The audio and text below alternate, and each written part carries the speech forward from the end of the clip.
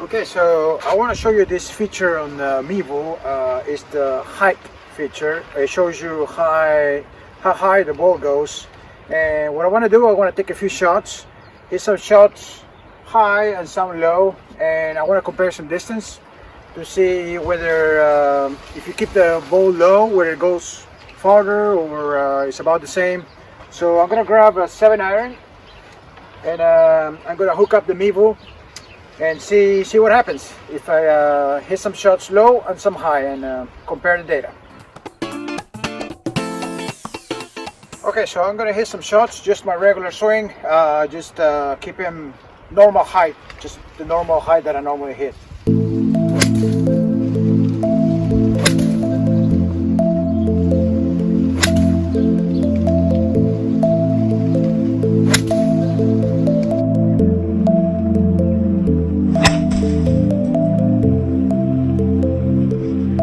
Okay, so now I'm gonna use the same ball, and this time I'm gonna try to keep a low ball flight, just as low as possible, and see what happens. And then I'm gonna compare the data.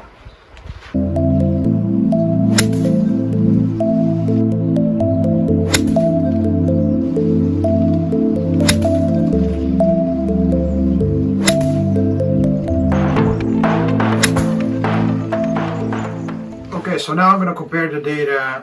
I have the first 5 shots and with my standard swing, and then the other 5 with the with the shots where I tried to keep the ball flight low. I really didn't see that much difference. The only thing that I have to mention is that it was a little more difficult for me to keep the ball flight low, and I did notice that my backswing was shorter. When I tried to keep the ball flight lower. But looking at the numbers, I did see a little bit of a spin rate drop with the low ball flight. It wasn't that big of a difference, to be honest. If I look at the average of the height, on one was about 85, on the other one is about 75, so it just dropped 10 feet really. It is, I mean, it's still a drop, but not that much. But if I look at the last 2 numbers on the on my second set of shots, when I was trying to keep the ball flight low, where the height is 73 and 75, I do see that I think because I was keeping my backswing a little shorter, I didn't get that much club head speed. But my smash factor was really high, so I think it kind of encouraged me to compress the ball a little better. So because if I look at the distances, the last 2 shots were really good, very efficient swing on that one. So I guess one benefit of doing these low ball flights is just as practice, I think. I think it promotes a better compression of the ball, I would say.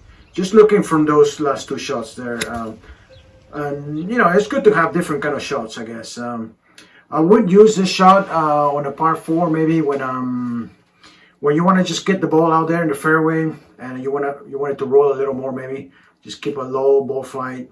So I think that would be the only time where I would try to keep the ball low, apart from obviously when you're playing in the wind. Okay, so that was it for the video. I would perhaps try to do some shots like the opposite, where I can see if I can keep the ball flight really high and see what differences there are there. But I think I like the way that it kind of promotes for my swing to compress the ball when trying to keep the ball low. So I will use this more like a drill, but other than that, I think the numbers are pretty interesting, and you know, if I learn this how to apply different shots, I think that could be really useful in the course. So I hope you liked the video, and thanks for watching.